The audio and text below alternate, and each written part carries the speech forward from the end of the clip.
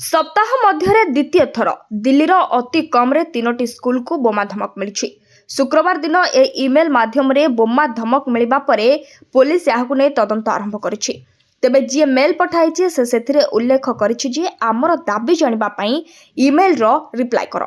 धमक मिलता विद्यालय गुड़िक है Kailashpur Delhi public school, Mayur Vihar सलवेन public school और श्रीनिवासपुरी कैम्ब्रिजिंग स्कूल अंतर्भुक्त।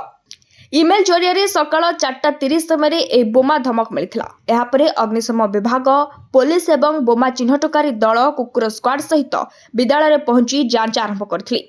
विद्यालय कर्तृपक्ष अभिभावक मानकु सेमानक पिलामानकु क्लास को न पठेबा पई वार्ता पठाइछन्ति। तेबे एही समय विद्यालय परिसरରୁ कोनोसी संदेहजनक जिनिस उद्धार करा जाई नथिबा जणा पड़िछि।